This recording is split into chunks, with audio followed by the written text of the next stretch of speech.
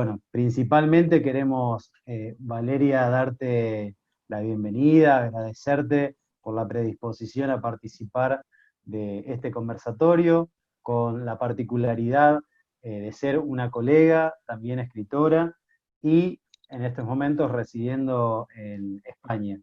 Así que para nosotros es una alegría poder compartir esta tarde y bueno, más que nada agradecerte la predisposición y bueno, por supuesto, Luciana, que quería hacer algún aporte. Sí, vamos a hacer la presentación de Valeria. Bueno, desde ya agradecerte que hayas aceptado la invitación, agradecerle también a todos los colegas que ya en actividad judicial, porque acá desde el lunes se ha levantado lo que era la suspensión de los plazos procesales, así que de a poco estamos empezando a trabajar. Y bueno, sabemos que para todos es un corte en su trabajo y escucharte va a ser un placer seguramente para ellos, así que agradecerte que compartas con nosotros este espacio.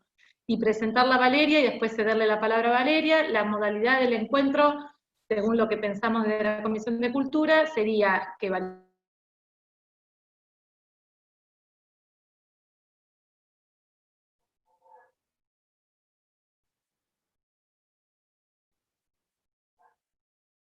luego de que Valeria comparta con nosotros su experiencia, vamos a habilitar un espacio para preguntas.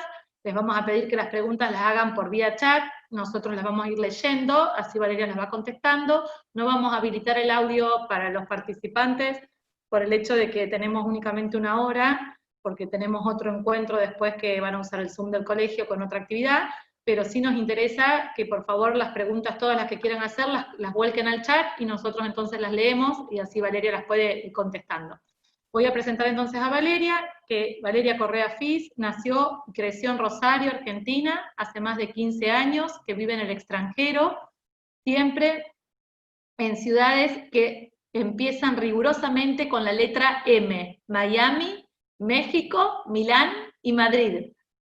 Es abogada, máster en Derecho y Economía y autora del libro de relatos La condición animal, que fue finalista del 4º Premio Hispanoamericano de Cuento Gabriel García Márquez y del Premio Setenil 2017, y de los poemarios El álbum oscuro, distinguido con el primer premio de poesía Manuel del Cabral 2016, El invierno a deshoras, merecedor del 11º Premio Internacional de Poesía Claudio Rodríguez, y de Museo de Pérdidas, que se publicará en septiembre de este año. Sus relatos han sido recogidos en diversas antologías y traducidos al inglés, al francés, al rumano y al hebreo. Coordina el Club de Lectura del Instituto Cervantes de Milán e imparte talleres de escritura creativa en Milán y Madrid. Colabora como articulista para diversos medios internacionales. Bueno, un gusto y te cedo la palabra entonces, Valeria, para empezar a escucharte. Bueno, buenas tardes a todos, buenas noches para mí que son 9:10 menos 20. Gracias, bueno, gracias Javier, gracias Luciana, a través de ustedes quiero agradecerle a la Comisión de Cultura del Colegio de Abogados de Rosario, y gracias a todos los que están aquí. De verdad que para mí es muy bonito, porque yo, como Fito Páez, Rosario para mí siempre, Rosario siempre está cerca. De Rosario y el río, de hecho, aparecen siempre en mis cuentos, en mis poemas, bueno, en mis charlas, ¿no? O sea, trato siempre de acercar la ciudad allí a donde vaya, ¿no? Como que la ciudad es parte de mi ecología interior, de alguna manera, ¿no es cierto? O sea, viva donde viva, en todas las ciudades con M, Rosario siempre es una parte mía. Así que muchísimas gracias, porque de verdad para mí es como muy emocionante estar aquí entre colegas, amigos, y bueno, y tanta gente linda de Rosario. Bueno, hablarles, en realidad pensaba enfocar esta charla desde dos lugares distintos, ¿no? Un poco contar la experiencia de las universidades europeas en lo que tiene que ver con el derecho y la literatura, y después un poco también hablar de las vinculaciones que yo personalmente desarrollé, digamos, entre estas dos profesiones, que estuvieron muy vinculadas, o sea, que ejercí, digamos, en paralelo, hasta hace unos 4 años, ¿no? Y básicamente enfocarme en lo que el derecho me enseñó para escribir a la hora del ejercicio del oficio literario, ¿no? En principio, claro, derecho y literatura parecen una extraña pareja, ¿no? Como la película de Billy Wilder, pero en realidad yo creo que, digamos, desde el punto de vista académico, hay dos acercamientos, ¿no? Hacia estas relaciones. Uno sería el derecho en la literatura, o sea, qué cosas vinculadas a la ley, al poder, al orden, encontramos dentro de los distintos de las distintas tradiciones literarias, y lo segundo sería el derecho como literatura, ¿no? Y esos son los dos caminos que se exploran, por lo menos se exploran bastante, digo, yo claro, hace mucho que no estoy en la universidad, porque yo salteándome una ciudad con M también viví en Buenos Aires, y también di clases en la UBA, ¿no? Pero ni cuando estaba en la UNR, ni cuando estaba en la UBA, existía esta vertiente de alguna materia que vinculara derecho y literatura. Yo no sé si ahora en Argentina, en estos últimos años, porque aquí es una tendencia como bastante usual de encontrar en las universidades, y creo que es muy interesante, ¿no? Porque el abogado es mucho más que un simple conocedor del derecho positivo, ¿no? Yo creo que un abogado es una persona que tiene que aprender a manejar situaciones fácticas muy complejas, que exceden a las leyes, ¿no? O sea, por supuesto que tenemos que contar con este conocimiento del derecho positivo, pero también hay otros saberes que necesitamos integrar para el ejercicio de la profesión, ¿no? Uno de estos saberes tiene mucho que ver con la observación y el saber escuchar, ¿no? Como le decía yo a mis alumnos cuando daba clase, ¿no? El sapere aude de Kant, saber escuchar, porque de alguna manera el cliente, tanto sea en una función más de asesoría y contractual, como eso en una función de litigio, uno tiene que saber escuchar las necesidades y los relatos de a quienes asistimos, ¿no? Como clientes. Y también yo creo que el abogado necesita, mucho más allá del derecho positivo, una comprensión desde una perspectiva axiológica, ¿no? Desde unos valores. Y la literatura, o sea, en esta función del derecho en la literatura, te puede entrenar, digamos, en esto que yo creo que cualquier buen abogado necesita. Obviamente en la universidad, digamos, el invitado estrella para hablar del derecho en la literatura es Kafka, ¿no?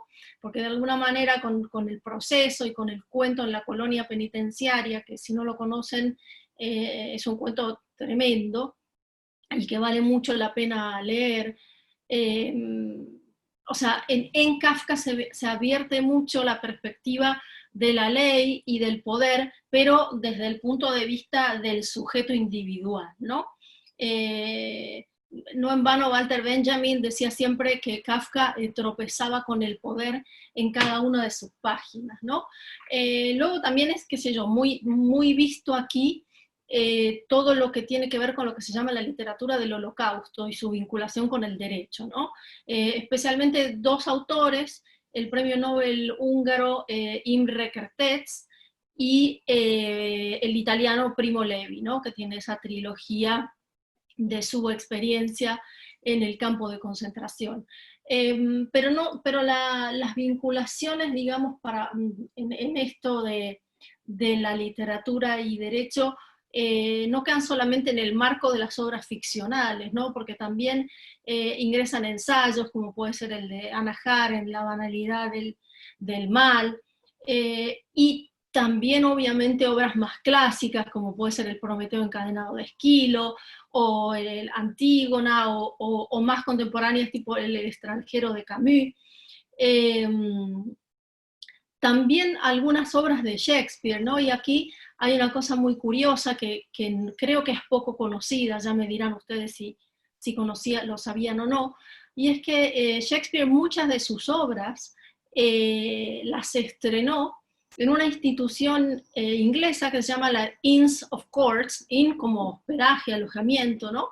Que se pueden visitar todavía en Londres, estos Inns of Courts, que eran como una especie de hospedaje, pero también de lugar donde los barristers, ¿no? Saben que el sistema inglés tiene esta división de abogados, son los solicitors y los barristers, y los barristers son los que litigan, los que se acercan al bar, ¿no? Donde los barristers también tenían como una especie de oficina y hacían fiestas y no sé qué, y algunas de las obras de Shakespeare se han estrenado allí o hecho allí, y también por eso se vincula, se dice, ¿no? Que hay obras de Shakespeare que tienen tanta vinculación con el derecho, con lo jurídico, ¿no? Pero también creo yo que dentro, más allá de estos parajes, ¿no? que podríamos denominar que se pueden analizar dentro de las obras literarias, como sería el poder, la ley, el orden, la autoridad, creo que también, por ejemplo, el tratamiento de ciertas obras jurídicas dentro de la academia del derecho, ¿no? Te enseña a ensanchar la mirada, ¿no? De alguna manera. Yo cuando daba clases también hablaba, por ejemplo, de un libro que parece menos vinculado con lo jurídico, que es La Metamorfosis de Kafka, ¿no? Que todos, aunque no la hayamos leído, sabemos que va de un hombre, de este Gregor Samsa, que luego de un sueño tranquilo se despierta convertido en un horrible insecto, ¿no? Y que Kafka, o sea, este personaje, el protagonista de La Metamorfosis, en ningún momento de la novela, ¿no? Parece como que Kafka suprime el grito, la queja, o sea, todo lo contrario, el protagonista se desenvuelve toda la novela como tratando de llevar adelante su vida de humano, pero bajo la condición de insecto, ¿no? Y obviamente también se puede leer de alguna manera alegóricamente o metafóricamente en otras obras esta idea de opresión, o digamos que enmarcaría como en un plano más amplio de lo que es el orden, la autoridad, etcétera, ¿no? Pero además, yo creo que una cosa muy importante que enseña la literatura dentro de esta primera perspectiva que estoy hablando es aprender a leer, que uno parece como, sí, leer sabemos todos, ¿no? Pero hay sutilezas del lenguaje que la literatura te enseña mucho. Yo hace unos años que estoy dando taller de escritura creativa, y por ejemplo, uno de los ejercicios que suelo hacer con mis alumnos es darle una página de periódico y que traten de encontrar dentro de los titulares qué es lo que el lenguaje nos está escondiendo, ¿no? Hay un ejemplo que uso casi siempre que tiene que ver, porque yo vivía en Estados Unidos en ese entonces, durante la guerra de Irak, ¿no? Y Estados Unidos en sus periódicos, los titulares eran, por ejemplo, que se bombardeaba un objetivo militar en el centro de Bagdad, y decía 185 militares muertos, ¿no? Claro, o sea, decían militares muertos, pero el objetivo estaba en el centro de Bagdad. Entonces, el diario nunca te revelaba la cantidad de civiles que habían matado. O sea, lo que decían no era falso, era verdad que se habían muerto 185 militares, pero la sutileza o sea, al emplear esos militares, y no decir personas o habitantes de Bagdad o iraquíes o lo que fuera, ¿no? O sea, te sustraen de alguna manera el lenguaje una información. Y yo creo que esto también tiene que ver con lo jurídico, también tiene que ver con el modo en que se lee y se escribe desde el derecho, ¿no? Y que es un aporte que hace lo literario, ¿no? La segunda perspectiva, ¿no? Que también se trabaja mucho en la universidad es del derecho como literatura, ¿no? Porque de alguna manera no, porque el derecho y la literatura, el mero hecho de pensar, me voy a exceder un poco, voy a decir que el mero hecho de pensar, salvo para el caso de la lógica matemática o de la lógica simbólica, el mero hecho de pensar involucra palabras, ¿no? Y entonces, por más que la esencia del discurso jurídico sea de carácter eminentemente prescriptivo, involucra palabras, igual que la literatura, ¿no? Y son en general palabras escritas. Hay una oralidad del derecho, pero como lo hay también de la literatura, obviamente, en estas tradiciones orales, en las fábulas, en el folclore, etc. Pero tanto derecho como literatura tienen una raigambre de la palabra escrita muy fuerte, ¿no? Entonces, yo creo que hay una consanguinidad espiritual, digamos, entre el derecho y literatura, en lo que hace al lenguaje. Y que el lenguaje, si lo pensamos, es un instrumento muy curioso, porque el lenguaje es una herramienta finita que nos sirve para expresar una infinitud de ideas y como en distintos campos, ¿no? Dentro de esta segunda perspectiva del derecho como literatura, también se han aprovechado mucho dentro de la universidad, se ha servido mucho de todas las teorías, sobre todo que se han elaborado en el siglo XX, con todo ese arsenal teórico de la hermenéutica, ¿no? Dirigida a la comprensión principalmente del texto literario, pero que al final, como las herramientas básicas, ¿no? Que usa la hermenéutica para comprender son las conexiones y la analogía dentro de un texto literario, ¿no? Cómo se vincula a tal personaje o cómo esta situación es análoga de esta otra. El derecho también se ha apropiado de alguna manera como discurso de esas herramientas retóricas.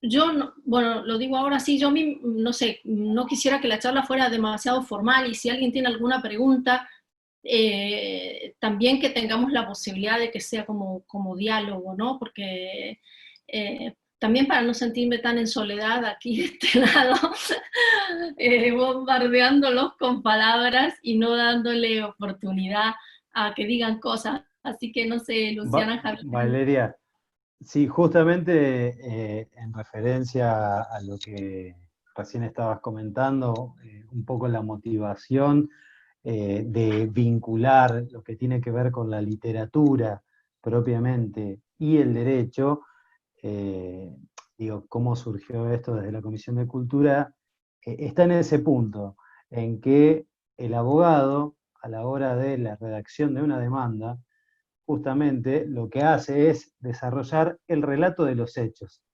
Y es el relato de los hechos jurídicos, es construir una historia a partir de ese encuentro con el otro que le pone palabras a una situación y que encuadrándola desde lo jurídico entiende que hay derechos que han sido vulnerados y bueno, y lo lleva a la justicia para hacer vencer a la contraparte.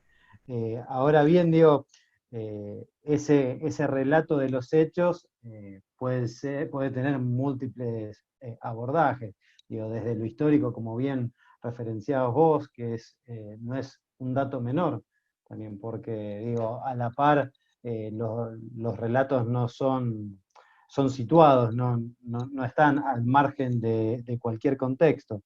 Y un poquito, digo, en relación a tus producciones, lo que al menos desde mi lugar, me interesaba saber cuánto del recorrido profesional, cuánto de el estudio de la carrera de abogacía ha sido un aporte para poder desarrollar esos otros relatos que tienen que ver, ¿no es cierto?, con ficciones. Mira, la pregunta es muy buena y a veces es difícil saberlo, ¿no? Porque de alguna manera, aunque hay gente que trabaja muy fuerte con lo autobiográfico, no es mi caso, pero de alguna manera, o sea, uno trabaja desde uno, no importa que sea en la construcción de una ficción, ¿no? No en vano, Flaubert, dicen que en su lecho de muerte y cuando Madame Bovary ya había adquirido una fama que lo trascendía, ¿no? Ya nadie se acordaba de quién era Flaubert, pero todo el mundo sabía quién era Madame Bovary. a pesar de que Madame Bovary es una ficción y Flaubert era de carne y hueso, él muriendo se decía Bovary c'est moi, ¿no? Yo soy Bovary, o sea, no es una mujer, ni siquiera soy yo. Entonces, de alguna manera, yo creo que todo lo que uno hace más o menos directamente tiene un punto autobiográfico, ¿no? Particularmente el primer libro que se publicó, no el que escribí, pero sí el que se publicó, que es La condición animal, para mí es un relato, es un libro de cuentos, de relatos que es muy jurídico, no en las historias, porque las historias son una infidelidad en un matrimonio, tienen de base, el libro pretende ser una especie de cartografía del mal, ¿no? Y entonces parte desde el mal más pequeño, ¿no? Que nos podemos hacer en el seno de la familia, pero también habla de la muerte como mal, la enfermedad como mal, hay un cuento de desaparecidos, ¿no? Como el mal organizado desde el Estado, y termina con un cuento que habla del daño ecológico, ¿no? Que es el último mal que nos hemos inventado los humanos, que tiene más trascendencia en tiempo y espacio, ¿no? Porque los otros son como más acotados. Entonces, esa pregunta de alguna manera por el mal es la pregunta, el mal y la justicia, por decirla, es la pregunta o el interés básico inicial que me llevó a mí a anotarme en la carrera de Derecho, ¿no? Entonces yo te diría que ese libro es muy jurídico y muy político desde ese lugar, ¿no es cierto? Más allá de que hay un cuento, por ejemplo, que en España gusta muchísimo, yo pienso que tiene que ver porque me plantea una realidad que es muy, muy desconocida para el público español, que es un cuento que se llama Perros y que sucede en una villa miseria, ¿no? O sea, es una villa miseria, no se dice de dónde, o sea, puede ser de cualquier lugar de Latinoamérica. Y entonces, básicamente la trama es de un chico, o sea, sin familia, que se le murió hace poco el hermano, un chico de no más de 10, 12 años, que vive en una villa y que tiene un perro que se lo robó de alguna manera de otra villa que son medios enemigos, ¿no? Entre estas dos villas. Y entonces la gente de la villa donde pertenece este chico quieren matar al perro para hacerle como una venganza, digamos, para hacerle un daño al otro bando de la otra villa. Y yo no quería que el cuento se leyera exclusivamente como una idea de venganza, sino como una especie de hay otros ordenamientos, ¿no? O sea, tenemos un ordenamiento jurídico que es el que más o menos, bueno, se da por sentado, que los conocemos todos los ciudadanos, ¿no? Y los habitantes, está esa presunción legal, pero yo también quería hablar de que de alguna manera hay distintos grupos dentro de un Estado de Derecho que funcionan con otros ordenamientos, ¿no? Entonces para mí era como, tienen otros códigos, diríamos, pero que son también un orden no escrito. Entonces para mí, para escribir ese cuento a mí, que sería como el reverso del Estado de Derecho, por decirlo de alguna manera, a mí me sirvió muchísimo pensar qué son las cosas que nos articulan a nosotros, digamos, cierto estrato de la sociedad, la clase media, la clase más burguesa, etcétera, y las clases más altas, y cómo perciben esas leyes que nosotros damos por sentadas, que nos organizan a todos, otros grupos, ¿no? Lo mismo en otro cuento que no es de una villa, sino más bien de una tribu urbana, ¿no? De unos adolescentes medio, yo qué sé, medio truculentos, ¿no? Entonces, a mí, o sea, yo esa percepción y esas tramas, a mí me parece que sin tener una idea muy fuerte de la presunción, que es una ficción al final, de que el Estado de Derecho y el orden jurídico lo conocemos todos y todos adherimos, digamos, o sea, no creo que haya otra manera de organizar la sociedad, no estoy proponiendo la anarquía ni mucho menos, pero estoy diciendo que partir de esa base y saber que esa base en muchos estratos sociales es mentira, me sirve a mí para concebir esas tramas. Y de nuevo, la recepción que eso tiene en Europa, donde de alguna manera la sociedad es mucho más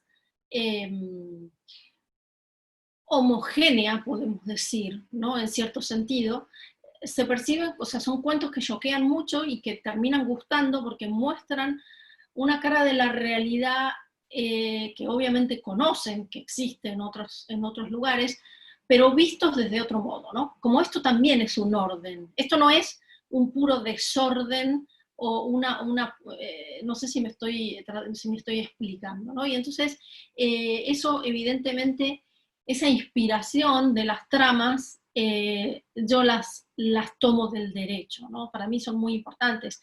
Y además muy importante la experiencia, porque yo, tanto en Rosario como en Buenos Aires, hice trabajo pro bono, y entonces conocí gente que no son el típico cliente de un estudio jurídico, sino gente que tiene otros recursos, otra manera de pensar, y otro lenguaje también, ¿no? Y entonces también el derecho a mí me enseñó que el lenguaje, porque la poesía me enseñó que el lenguaje tiene una dimensión musical, ¿no es cierto? Pero a mí el derecho me enseñó que el lenguaje tiene una dimensión social y una dimensión moral, que es muy fuerte, ¿no? Y entonces, claro, no es lo mismo decir rostro que jeta, que cara, que trompa, que morro, ¿no? Y entonces vos ves a través del lenguaje cómo cada individuo se integra en un estrato social. Y eso te sirve también muchísimo, bueno, te sirve obviamente como experiencia crítica, ¿no? Porque, o sea, para mí lo más importante es cómo uno es como ser humano, ¿no? Te sirve como experiencia crítica verificar cómo somos distintos, cómo nuestro lenguaje viene determinado por nuestra experiencia vital, y etcétera, pero también te sirve a la hora que vos tenés que volcar eso en la escritura y crear personajes convincentes, de qué lenguaje los vas a dotar, ¿no? Entonces, eso también para mí fue muy importante. Una de las cosas también que para mí fue muy importante y que vienen de una experiencia que es el derecho, ¿no? Y que también llama mucho la atención en los libros míos, y es que son libros como muy estructurados, ¿no? O sea, tratan de un tema y lo despliegan y hacen una cartografía, pero también la poesía, ¿no?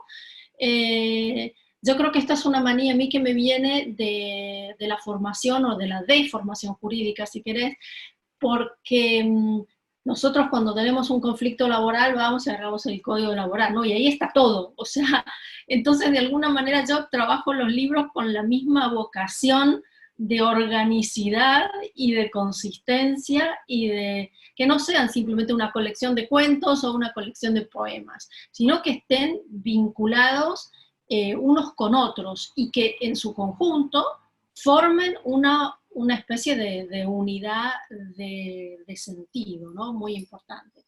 Y por último, el tema de la verosimilitud que le explicabas vos, Javier, que tiene que ver con que uno, ya sea contestando una demanda o haciendo una demanda, ¿no?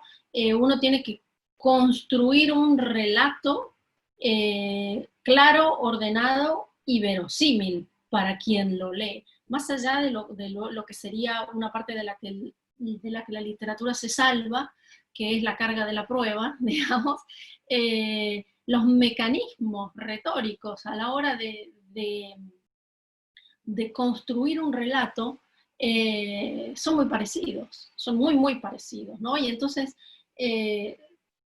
también ahí hay un vínculo, ¿no? La dimensión escrita del derecho, que es análoga a la dimensión escrita de la literatura, creo que obliga al abogado a asumirse como un escritor. O sea, yo creo que, y eso es algo que en la universidad se tendría que decir más alto y más claro, ¿no? Sobre todo en un sistema como los nuestros, ¿no? Unos sistemas menos orales de lo que puede ser, qué sé yo, el sistema norteamericano, ¿no? Pero en realidad un abogado argentino es un escritor. Es un escritor de no ficción, algunos también de ficción, pero bueno, en principio somos escritores. Hay grandes ficciones, yo he leído expedientes que son grandes ficciones. No sé. Bueno. Sobre todo en la etapa y alguna sentencia también, ¿no? De ficción. Ese es otro gran tema que puede venir una gran novela. Acá justamente en el chat nos escribe Ana María de Benito, profesora de la Facultad de Derecho también, y nos dice justamente eso: el derecho es ficción. Cuando entramos al palacio de tribunales es como si entráramos a una función teatral, se levanta el telón. Y agrega que ficción en el sentido de literatura, relato, a veces coincide con la realidad, el relato en el expediente y a veces no. También dice que como soporte necesario, por ejemplo, ciertas normas nos dan por sentado hechos, hayan tenido lugar o no, están las presunciones. Por ahí va la cosa, ¿no? Si alguien quiere, si quieren, les propongo que podemos a lo mejor escribir los nombres para hacer un orden, y si quieren hacer sus preguntas vamos habilitando el audio. Creo que podemos hacerlo así también, si alguno quiere más en tono de conversatorio. Sí, quería hacerte yo otra pregunta en función que en tus distintas obras hay una presencia fuerte, ¿no es cierto?, de un poco habla de Valeria, pero también del género, de la mujer, hay una presencia, digo, ¿cuál es tu recorrido en función, ¿no es cierto?, de la literatura, el género y digo, la profesión? ¿Cómo has ido encontrando esos lugares a la hora de escribir? Acá que me escriben arriba izquierda hay. Ah, no, eso es por el tema de los dispositivos, no, es otra cosa. No, Ahí, bueno, sí, perdón. no, si influye en tu escritura, digo, cómo se posiciona sobre todo la mujer de hoy en la literatura. Y también tenemos, bueno, grandes referencias, no sé, se me ocurre nombrar solamente por decir a alguien, Pizarnik, en otro, ¿no es cierto?, en otro género, pero sí, digo, hay mujeres que han sido una referencia muy fuerte, que quizás hoy también son redescubiertas, son valoradas de otros lugares. ¿Cómo te encuentra a vos tus producciones literarias en función, ¿no es cierto?, de toda esa historia que pone a la mujer y la literatura? Sí. Casi como un género, me animo a decirlo así. Sí, yo creo que, a ver, históricamente creo que es el mejor momento de la mujer para escribir y publicar, ¿no? Para las dos cosas, de alguna manera, ¿no? Si, yo no me acuerdo si era Austen o Brontë, bueno, una de estas dos inglesas que escribía en la mesa de la cocina, y cuando, para que no la juzgaran, ¿no?, ella llevaba las cuentas de la casa, y entonces cuando se acercaba a alguien ponía por encima de lo que estaba escribiendo, de las novelas, los papeles, los remitos, lo que fuera que tenía de los proveedores, ¿no?, para ocultarse. Yo creo que, bueno, esa etapa se pasó, digamos. Luego vino otra etapa donde se trató de ocultar las voces de las mujeres, ¿no?, o sea, de ningunearlas. Y ahora hay una etapa de recuperación de todas esas voces femeninas. Yo en el Cervantes, en el club de lectura que hago, bueno, este año, gracias a la pandemia y al Zoom y a todo eso, porque en general siempre estamos con autores europeos por cuestiones de presupuesto, ¿no? O latinoamericanos, pero residentes en Europa. Y en cambio este año pudimos contactar, bueno, con una escritora mexicana, que es Socorro Venegas, con Liliana Colanzi, que es boliviana, y las nombro a ellas porque, además de ser escritoras, ellas llevan adelante proyectos editoriales que se encargan de recuperar voces femeninas, ¿no? Y entonces, con Liliana Colanzi, que fue con la última que estuve, hablaba de la recuperación de la obra de Sara Gallardo. Sara Gallardo, una inmensa escritora argentina, que está olvidadísima, digamos, y no es tan, tan antigua, digamos, no es tan vieja tampoco, ¿no? Entonces ese proceso está.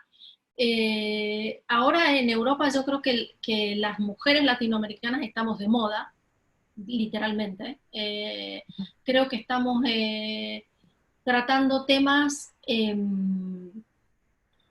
desde una cosmovisión que los hombres latinoamericanos no se han acercado todavía, ¿no? Digamos que yo no creo que haya una literatura masculina ni una literatura femenina.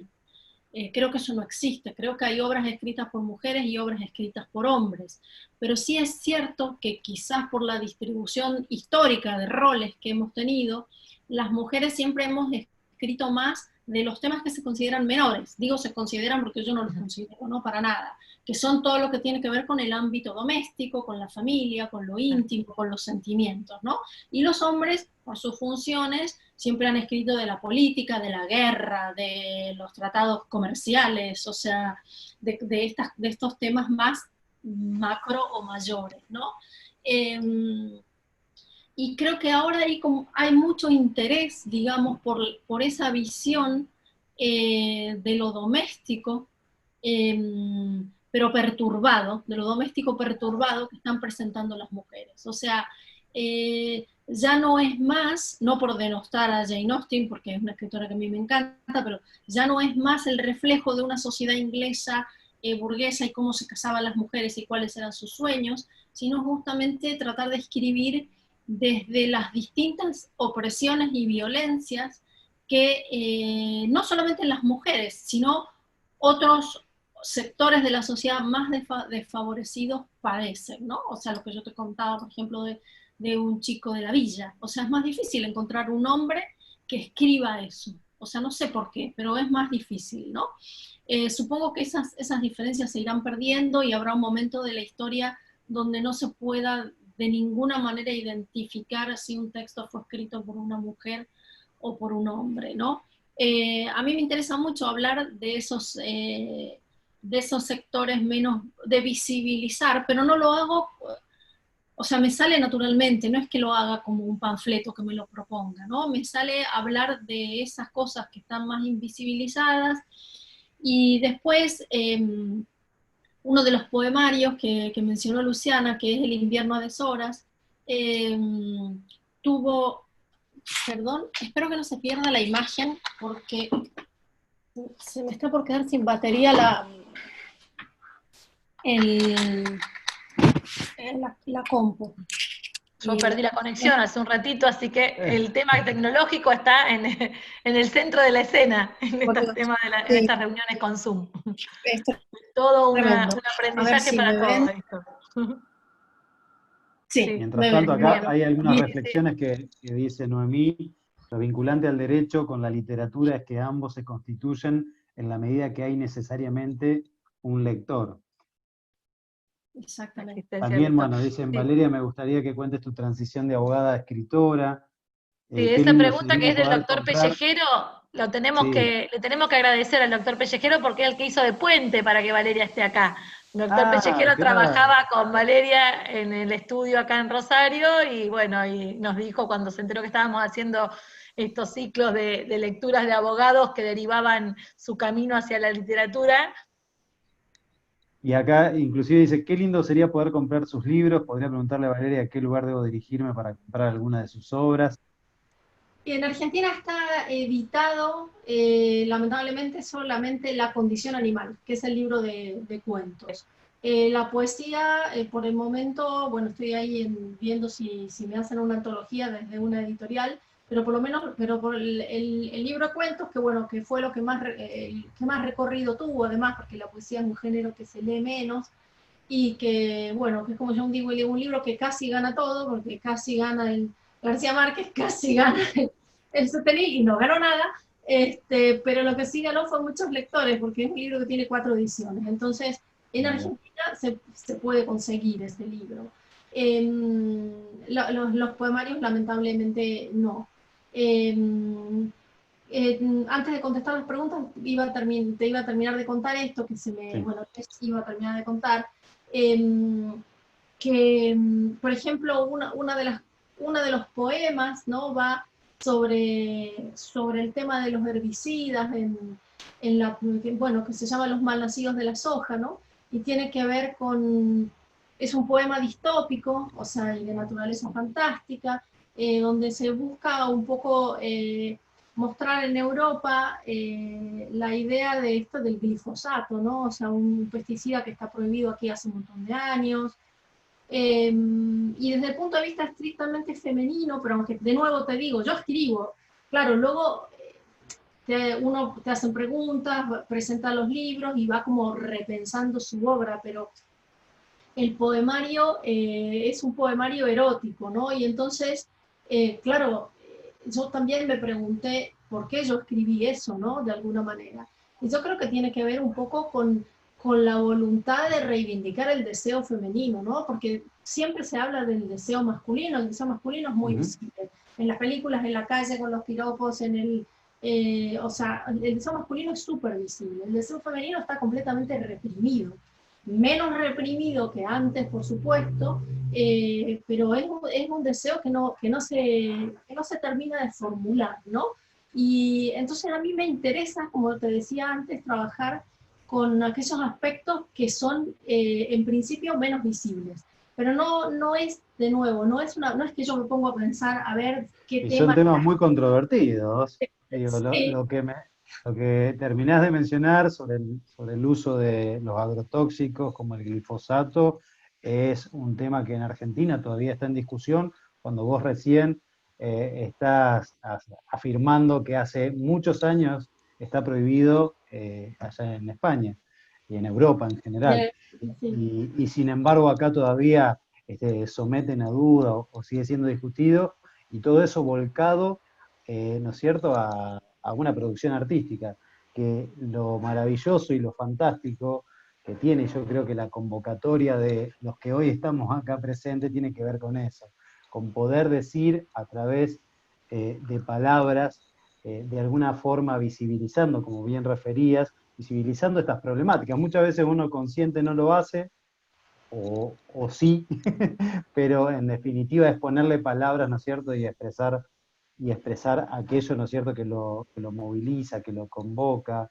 Y te quería preguntar justamente en eso, digo, en esto de el protagonismo de las mujeres, los movimientos también feministas que hay, sí, en tu proceso como escritora ha interpelado a la hora de avanzar sobre determinadas historias o no, porque también vos hacías, ¿no es cierto?, un paralelismo entre lo que era la literatura más clásica de Inglaterra, en donde había determinados roles, donde había determinados protocolos, determinados mandatos sociales que hoy, digo, en esta posmodernidad, en esta globalización, en este interpelar constante de el rol, los lugares que vienen ocupando las mujeres, que han conquistado en derechos, por suerte, también hay un proceso, ¿no es cierto?, que muchas veces cuando uno escribe algo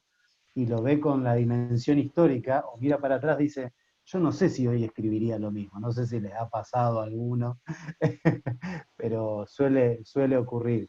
Digo, eso como escritora, hoy en tus obras, vos lo ves, lo percibís. O sea, yo creo que, o sea, hay como dos discursos que se suelen, la pregunta es buena porque hay dos discursos que se suelen mezclar y confundir todo el tiempo, ¿no? Y es que si uno escribe algo de ficción, está como si estuviera avalando lo que escribe. Yo también tengo un cuento de un violador escrito en primera persona, ¿no es cierto?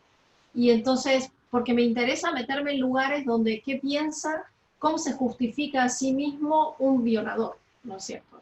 A mí me interesa meterme en lugares y eso probablemente pueda ser calificado de un cuento antifeminista, pero a mí no me interesa, verdaderamente, no me interesa. Yo no me hago esas preguntas, yo quería darle voz y hacerme esa pregunta, ¿no? Hay un único, esto es lo digo en broma, hay un único cuento que me arrepiento de escribir y es que yo escribí el último cuento, La condición animal, habla de una pandemia y es igual a esto. Y entonces Y es un cuento que yo escribí en el año 2015, solamente que la pandemia es de animales genéticamente modificados, que son ranas, ¿no? Y anfibios, y entonces que se Murciélagos, desplazan ¿qué? por todos lados. Estuviste cerca. Sí, sí, sí, sí. Y entonces nada, lo gracioso fue que un día una amiga mía me escribió, por favor, cambiale el final a ese cuento si se acaba la pandemia. Me dijo, como así, yo como si la literatura tuviera poder, ¿no? Un poco recuperando esa primera idea que tenía el hombre primitivo sobre la palabra, ¿no? Como aquello que se nombra, se produce, ¿no? Entonces hacemos una rogatoria para que llueva, ¿no? O cosas así.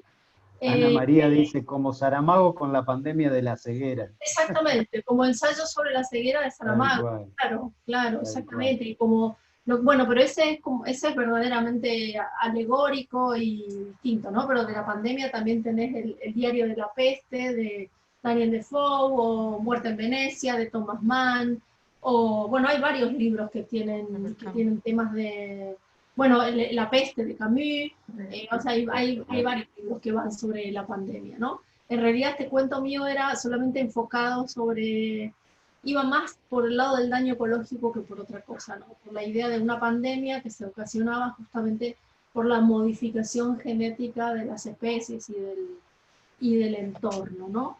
Pero contestando puntualmente tu pregunta, yo no me censuro, a mí no me importa lo que es políticamente correcto, me da igual. O sea, me da igual en un plano creativo, no me da igual en un plano vital, ¿no es cierto?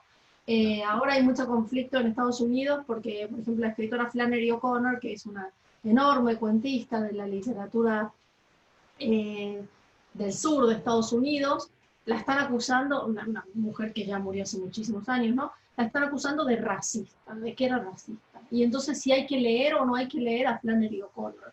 Es que, o lo que me imagino que también habrá llegado a Argentina, de que están con la película esta, ¿cuál es lo que el viento se, cuál es lo que el viento se llevó? La que es Lo que el de, viento se llevó, sí, sí. claro, que están Que recomendando. hablan de que es racista. Ujú. Es que lo que pasa es que también, primero, de nuevo, que vos escribas una cosa de ficción no significa que estés apoyando eso que estás narrando. A veces es justamente lo contrario, a veces estás visibilizando un tema con el cual no estás nada de acuerdo, ¿no? O sea, que a mí eso, porque si no, no se puede escribir. O sea, si uno está todo el tiempo pensando a quién voy a ofender, mira, Hemingway tenía un dicho que decía, kill your darlings, ¿no? Mata a tus seres queridos. O sea, uno escribe de lo que le viene en gana, y si se ofende la tía, se ofende todo el grupo de feministas radicales, o se ofenden los ecologistas de no sé dónde, lo siento, porque en realidad tampoco vos podés... no, las intenciones del autor a veces no las sabe ni el autor, entonces yo no creo que se pueda censurar el arte, ¿no? De ninguna manera. Otra cosa son los hechos concretos de la vida, que es diferente, ¿no? Sí, sí, son toda una posición también, por eso ahí va, digo, entiendo en esto del proceso creativo y la cita mata a tus seres queridos, sí, digo, en ese proceso, esto de cómo de alguna forma cada obra situada en un contexto termina siendo un posicionamiento sobre determinados temas, aun cuando el autor no lo haya querido. Y sí, muchas lecturas se dan con posterioridad a esos momentos. Por eso vos bien referenciás lo de lo que el viento se llevó, que hoy hacen un análisis de cómo se ve la esclava y de cómo de alguna forma estaban naturalizando, o quizás estaba visibilizando en ese momento la esclavitud. Acá nos acercan una reflexión que dice Rafik Chokri, dice, no sé si ustedes saben mucho de la literatura árabe, quiero decir que las palabras son ideas formuladas, las ideas abstractas no se ven, ni se escuchan, ni se sienten. Solo las ideas formuladas en palabras adecuadas son valiosas. Las palabras mueven el mundo, agitan a las naciones, inflaman a las personas con ambición, entusiasmo o dolor y tristeza. Por eso, en los países árabes, y como ejemplo, las palabras y el idioma árabe, porque esto está difícil, y el idioma árabe y la manera como lo forman siempre ha sido el arma más fuerte entre las personas y los pueblos.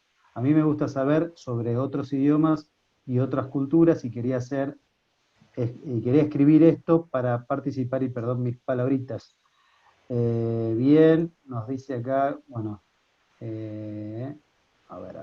Vuelven a preguntar sobre tu transición de Valeria de abogada a escritora. Me parece que vas a tener que contestar eso porque hay mucho interés en saber cómo llegaste a ser la escritora que sos. Te felicitan mucho también. Gracias, ya mismo contesto. En realidad fue una transición súper natural. A mí siempre me gustó leer mucho, pero nunca tuve ambición de escritora. Creo que también una posibilidad de falta de identificación, ¿no? Yo cuando empecé a leer, a los 11, 12 años, a leer de verdad, ¿sí? Todo lo que yo leía a mí siempre me gustaban mucho los géneros distópicos y el miedo y todo eso, y entonces uno leía, empezando a leer, qué sé yo, Verne, Emilio Salgari y toda esta gente, y para mí ser escritor era ser un señor muy viejo, con barba, y con mucho dinero, y con camisas antiguas y una pluma. Luego ser escritor podía ser Stephen King, un señor muy raro, que era alcohólico y que no sé qué, o sea, y en realidad yo nunca me veía, porque a mí no me gustaban mucho en ese entonces lo que eran las novelas más para chicas, ¿no? No me entretenían. Como era una lectora lúdica que solamente leía buscando diversión y lo que me entretuviera, y en realidad la primera vez que pensé, si puedo escribir y ser mujer, fue cuando leí el Frankenstein de Mary Shelley, ¿no? Y por eso para mí es muy importante siempre estar también nombrando mujeres, ¿no? Porque sobre todo cuando voy a los colegios y esas cosas, ¿no? Porque me parece que así como hace falta nombrar científicas mujeres, hace falta nombrar artistas mujeres, para proveer la oportunidad a las chicas jóvenes de decir, no, a ver, ustedes no tienen por qué ser solamente estas profesiones femeninas, ¿no? Sino que hay un abanico de cosas. Cuando me fui, la primera vez que emigré del país, me fui a Estados Unidos, y entonces llegué a Estados Unidos para trabajar como abogada, estaba estudiando también la maestría, y me encontraba con mucha gente. Yo vivía en Miami, me encontraba con mucha gente que hablaba el famoso Spanglish, ¿no? Y que decían atrocidades. Y entonces a mí me dio mucho miedo de que yo trabajaba en inglés, ¿no? Y entonces el castellano era un poco social, mi herramienta social. Y me empezó a entrar mucho miedo de hablar con esa gente que te decía, me voy a hacer un manicure, o sea, y que mezclaban todo el tiempo, incluso la sintaxis, ¿no? Y yo dije, bueno, esto lo voy a tener que curar leyendo. Y entonces hice un pequeño club de lectura, y que fue algo que, bueno, luego se fue agrandando porque terminé trabajando en Barnes & Noble, que es una cadena americana de librerías muy grande, organizándole lo que ellos llaman community manager, que son relaciones con la comunidad, ¿no? Porque Barnes & Noble empezó a vender libros en castellano, pero el público de Miami estaba acostumbrado a ir a las pequeñas librerías por ejemplo, estaba el cubano que había emigrado en el año 60, y entonces todos los cubanos iban y compraban libros en la librería del cubano, los venezolanos iban y compraban libros en la librería del venezolano, y además no se conseguían otros libros, ¿no? Y de repente, bueno, Barnes & Noble vio la potencia que tenía el segmento de libros en castellano, pero no podía atraer a la gente a su librería. Entonces yo empecé a hacer el club de lectura en la librería, ya con otros medios, con otro número de gente, con otra difusión.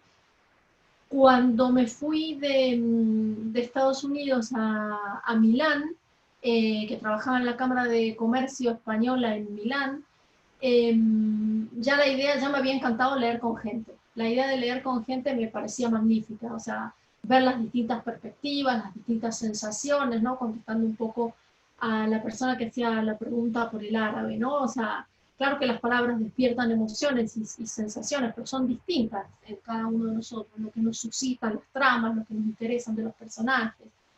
Y entonces también monté allí un club de lectura en castellano en una librería internacional, y me pasó que, bueno, un día vino la bibliotecaria del Instituto Cervantes, porque le habían hablado en el Instituto Cervantes de ese club de lectura, Y cuando terminó el club me dijo, mira, yo venía aquí a robarte la idea, pero me dice, ya que lo haces vos también, ¿por qué no te venís a trabajar con nosotros?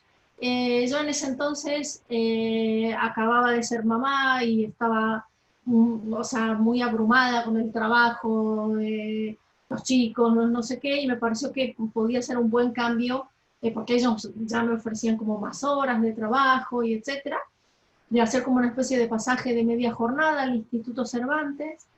Y en el Instituto Cervantes, con tantas horas que hacíamos de clubes de lectura y actividades literarias, yo sí que empecé a escribir un poco, pero no escribía para nadie, era de verdad que escribía para mí porque las historias no las terminaba.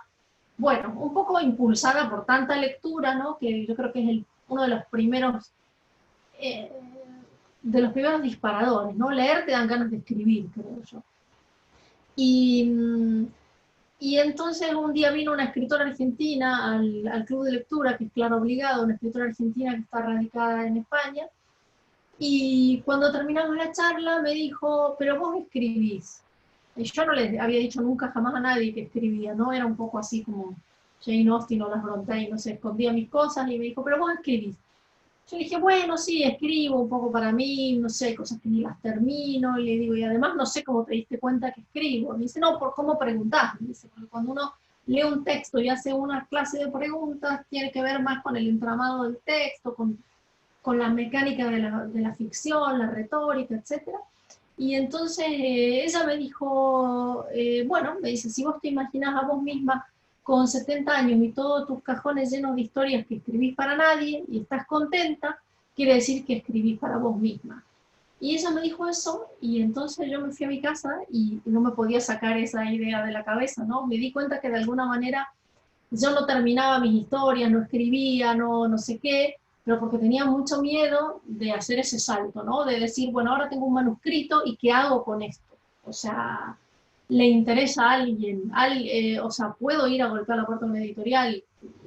Y también un montón de pudor, ¿no? Porque uno va leyendo y además tenemos una tradición argentina tan pesada nosotros, de gente tan valiosa, no sé, Silvino Campo, Borges, Cortázar, Tábato, yo qué sé, Pizarnik, o sea, tenemos una tradición en lengua castellana riquísima, ¿no? O sea, Argentina tiene un peso y lo sigue teniendo, ¿no? En la tradición literaria castellana muy importante. Y entonces uno dice, bueno, ¿y yo quién soy? O sea, y al final creo que es como le digo a mis alumnos de taller de escritura, cada uno de nosotros, ¿no? O sea, un poco como el principio de Ana Karenina, ¿no? Todas las familias felices se parecen, pero las infelices lo son cada uno a su manera, ¿no? Y yo creo que cada uno de nosotros es distinto, y es no solamente infeliz, sino también feliz a su manera. Cada uno de nosotros experimentamos la vida de un modo distinto, y si nosotros pensamos que queremos escribir y no escribimos, ese modo de experimentar que nosotros tenemos se pierde para siempre, porque para bien o para mal, cada uno de nosotros somos únicos e irrepetibles, ¿no? Y entonces de alguna manera ese axioma, esa convicción, es la que me llevó a escribir. Y además es una convicción que se puede demostrar prácticamente, ¿no? Porque yo a mis alumnos trabajo mucho con consignas de escritura, y entonces les digo, bueno, para la próxima clase, si estamos viendo el espacio, ¿no? Traigan una descripción del espacio, del taller, ¿no? Que es un lugar que frecuentamos siempre. Y claro, la gente, por ahí los más altos escriben de las cosas que están más arriba y se olvidan de lo que va por el piso. La gente que es más introvertida escribe no sé, de cosas muy, muy chiquititas en su círculo. Los más expansivos hablan de todo y de todos, ¿no? Y entonces vos ves ahí con un ejercicio, con una consigna muy, muy sencilla, muy elemental de descripción de un espacio físico, cómo cada uno de nosotros experimenta ese espacio físico a su modo, lo ve distinto, ¿no? Y entonces, bueno, un poco esa convicción fue la que me llevó a hacer a animarme. Fue muy difícil publicar, la verdad, y hay que ser muy insistente, aguantar muchos rechazos, pero después creo que, bueno, que valió la pena, ¿no? Y después es muy satisfactorio, obviamente, cuando los libros ganan premios, ganan lectores, ganan interés en general, ¿no? Aunque yo también pienso, como decía Silvino Campo, ¿no? Que el éxito es conmover a una persona. Conmover a una persona es ya más que suficiente. Así que, o como Borges, ¿no? Que su primer libro se hizo una autopublicación pagado por su padre, y entonces muy discretamente donde trabajaba tenía 30 libros y los puso en los bolsos, así en los abrigos y no sé qué, de cada uno de sus compañeros de trabajo, y algunos lo leyó, ¿no? Y entonces decía, llevaba la cuenta y decía, me leyeron 5 compañeros. Y es importante, o sea, y es importante, y es conmovedor, que 5 personas, en vez de estar leyendo a Shakespeare, te estén leyendo a vos. Bueno, muchas gracias por compartir la experiencia. No sé si vos sabías, Valeria, no lo dijiste ahora, pero vos en otras charlas yo te he escuchado que has dicho que te dedicabas a fusiones y adquisiciones. Sí. Y tenés un recorrido similar al de Michelle Obama, porque Michelle Obama se dedicaba a derecho corporativo y también fue community manager de un hospital. Así que pasaste por los dos, digamos, por las dos cosas que hizo ella antes de ser primera dama. Pero bueno, yo quiero hacer una sola pregunta relacionada con una cosa muy interesante que vos citaste, que fue ¿qué es lo que el lenguaje nos está ocultando? A mí ahí se me vino a la memoria la frase de Humberto Eco en la novela El nombre de la rosa, que él dice, lo dicho habla de lo ocultado, en uno de los diálogos de los personajes. Entonces, la pregunta mía es, ¿hay algún escritor que te guste particularmente por... Ahí se cortó justito. Se perdió justo el audio. ¿Nos escuchás? Creo que justo la perdimos, Luciana. Justo la perdimos. No, acá está. Luciana. No. No, la perdimos. Yo no sé qué me iba a... Ahí está, ¿ver? ¿Sí? ¿Se cortó o se escuchó bien? No, se cortó solo el autor. A ver, ahora... Ahí se escucha bien. Ah, bueno, no, te decía si hay alguna en esto de que el... No sé, ahí no se te escucha, Lugo. A lo mejor si quiere escribir la pregunta, a lo mejor le claro. Que la haga por escrito y la lee, Javier. Claro. Dale, a ver. Bien, mientras leo lo que escribió Adela Sarni, que dice, vale, tu condición de migrante que se ve en tus cuentos también tiene que ver con tu ser abogada. Sí, Ale, absolutamente. O sea, como yo les decía cuando empecé, o sea, para mí los migrantes tenemos una ecología interior, digo yo, ¿no? Y una ecología interior que es,